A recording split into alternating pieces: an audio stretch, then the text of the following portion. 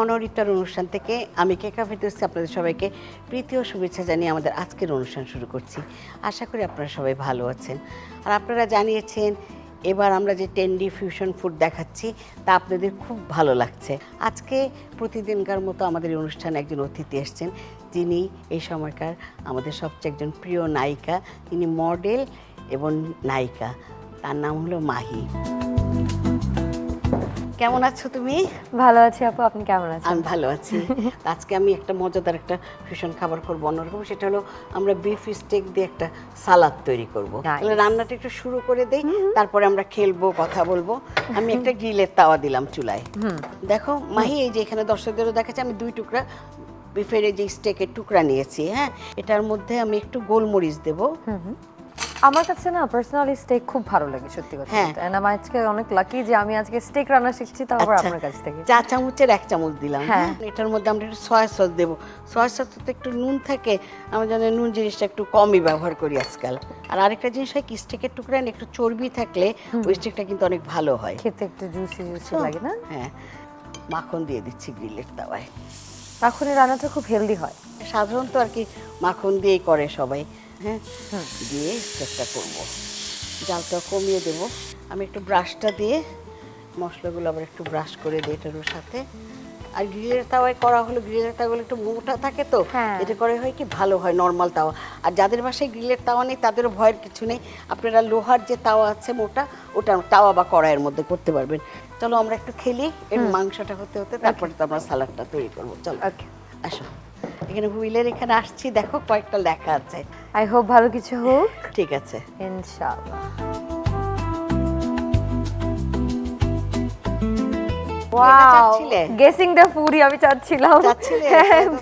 অন্যগুলো একটু ডিফিকাল্ট মনে হচ্ছে। আচ্ছা চলো তাহলে আমরা যাই, কিচেনে যাই, মাংসটাও উল্টাবো, সেই সাথে আবার খেলাটাও খেলবো। ঠিক আছে, মাংসটা আবার একটু উল্টে দেই। হ্যাঁ, গ্রিলের তাওয়াতে এর জন্যই করা, এটার 5 মিনিটের মধ্যে হয়ে যাবে। আচ্ছা, তুমি গেস্টিং দ্য ফুড করবে, দেখি ফুডের কি আছে। না, এইদিকে তুমি ওই দিক দেখবে, আমি। আচ্ছা, এটা এমন একটা খাবার যে খাবারটা আমাদের ইফতারি টেবিলে মোটামুটি থাকে। রান্না করা? হ্যাঁ, আগে হতো না, এখন হয়? আগে হতো মানে কি, আগে খুব একটা মানুষ চিনতো না, এখন খুব বেশি চেনে, সবাই খায়। আর হালিম বলার সাথে সাথে বেড়ে গেল। আচ্ছা, তাহলে তো বেড়েছে। দেখো এবার ছবিটা, হালিম। আচ্ছা, আরেকটা হ্যাঁ, এটা খুবই কমন এখন। ট্রু, হ্যাঁ, আগে ছিল না তো দাদি দাদিদের আমলে। না পারলে খুব খারাপ হবে। এটা হলো, আমরা ইফতারির সময় তো অনেক ধরনের পানীয় খাই না, তার মধ্যে একটা পানীয় যেটা সবাই পছন্দ করে, ছোট বড়। আমরা লেবু পানি না, আমরা ন্যাচারাল শরবতে লেবু পানি না, এটা তো অনেক সহজ হয়ে গেল, হবে না এটা। ডাবের পানি না, যেটা বেশি বানানো হয়। Orange juice? হ্যাঁ, কেমন করে পারলে দেখো। অরেঞ্জ জুস, হ্যাঁ, এটা দেখো মাহি এখানে। আচ্ছা মাহি, এবার আরেকটা জিনিস। হ্যাঁ, এটা হলো একটা মিষ্টি জাতীয় খাবার। মুন্দিয়া? না, বেশিরভাগ মানুষ কিনেই খায়, সবাই তো আমার মতো বানাতে পারে না। লাড্ডু? না, লাড্ডু না, কাছাকাছি গেছে কমলার। স্টেকটা হয়ে গেছে, এটা নামিয়ে রাখলাম আমি। এটা আমি বলতে পারতেছি না। কেন বলতে পারছো না? বলো, আমি বলবো। কিনে খায় মিষ্টি খাবার কি? আচ্ছা পাস। বলো, চ দিয়ে বলো এবার। চমচম? এইবার একবারে পেরে গেছে। সত্যি? হ্যাঁ। আচ্ছা, ওয়াও, খুব ভালো পেরেছো। 3টাই পেরেছো। এটা ধরে রাখো, আমি একটু সস বানাবো। এটার মধ্যে প্রথমে আমি সয়া সস দিচ্ছি। এটার মধ্যে আমি এখন 6 চামচ ব্রাউন সুগার দিচ্ছি। এটা কিন্তু হোয়াইট সুগার দিলে হবে না, মানে এই সসটা সাধারণত ব্রাউন সুগার দিয়ে বানানো হয়। 6 চামচ দিলাম। হ্যাঁ, আর এক হাত দিয়ে নাড়তে পারবে? দেখো, নাড়াচাড়া করো। একটু তেঁতুল দিলাম। হ্যাঁ, ওকে, গোলানো তেঁতুল দিলাম। আমি রেড চিলিটা দিয়ে দিলাম। একটু নাড়া দিয়ে রাখো। এটা এখন আমি একটু সরিয়ে রাখি, একটু ঠান্ডা হয়ে যাবে তাহলে। সসটা একটু ঠান্ডা হলে আমরা এখন সালাদটা তৈরি করব। হ্যাঁ, এখানে রাখলাম। হ্যাঁ, অনেক নরম। একদম দেখো ধরছে যে হ্যাঁ, বললাম না এটা রিয়েল স্টেক দেওয়ার সাথে সাথেই ডুবে না হলে যাচ্ছে। কিন্তু ভালো হবে না। এইটা এখন একদম আমার পাতলা পাতলা করে কাটতে হবে। ওকে, একটুখানি যে দেখো যে ভিতরে খুব একটুখানি সুন্দর, লাল হ্যাঁ, লাল একটু হয়েছে, লাল লাল হয়ে আছে। স্টেকেরটা যদি এরকম না হয় তাহলে কিন্তু হ্যাঁ। ভাল লাগে না। দেখো তুমি কি কাটতে অনেক চাও? জুসি। আমি ট্রাই হ্যাঁ করবো। এরকম ছুরি এই যে একটু কাঁটাটার মধ্যে ধরে Okay. তারপরে এই ছুরিটা দিয়ে পাতলা পাতলা করে কাটবে যতখানি পারো। Okay. নাও বাসায় যে বানাবা একদম পাতলা করে কাটবে। আপনার মতো এত না না সুন্দর প্রফেশনাল না, হচ্ছে, বাট কাটো। চেষ্টা করতে পারি। খুবই ভালো।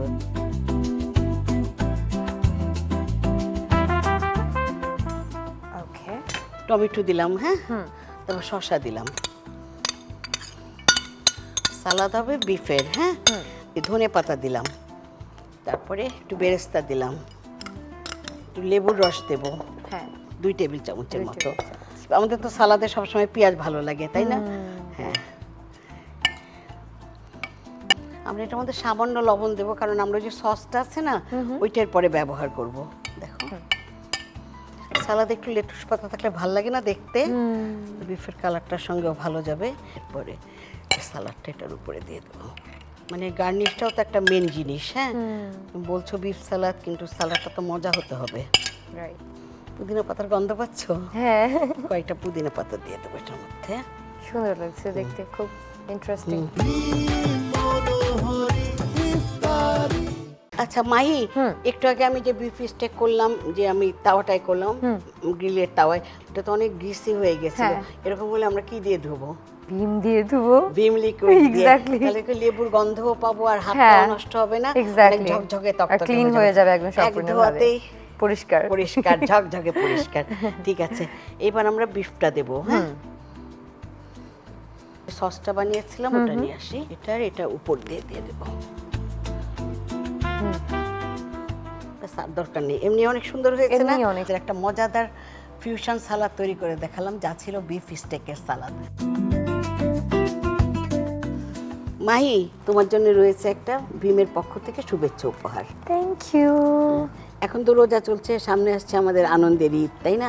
তো ঈদ রোজা নিয়ে তুমি যদি দর্শকদের কিছু বলো। পুরো রমজান জুড়ে আমরা অনেক কষ্ট করে কাজ করি যাতে ঈদের দিন আপনারা অথবা ঈদের পরের দিন থেকে শুরু করে ভালো ভালো কাজ দেখতে পারেন। সো আমার আপনাদের কাছে এটাই প্রত্যাশা যে আমরা যে কষ্ট করে কাজগুলো করছি সেগুলো অবশ্যই দেখবেন এবং আমাদেরকে ফিডব্যাক জানাবেন। আমার মনে হয় আজকের খাবার রান্না করাটা আপনাদের সবার ভালো লেগেছে। আপনাদের কাছেও যদি এরকম ট্রেন্ডি ফুডের ফিউশন খাবার থাকে নিজস্ব রেসিপিতে, তাহলে সেগুলো আমাদের কাছে পাঠিয়ে দেবেন। আর পাঠানো খুবই সহজ, আপনারা ভীম বাংলাদেশ ফেসবুকে পাঠিয়ে দেন। যেসব রেসিপি ভালো হবে, মনে হবে একদম অন্যরকম রেসিপি, সেগুলো আমরা প্রচার করার ব্যবস্থা করব। আমি কেকা ফেরদৌসী ভীম মনোর ইফতার অনুষ্ঠান থেকে আজ এখানেই বিদায় নিচ্ছি। আগামীকাল সবার সঙ্গে দেখা হবে। খুদা হাফিজ।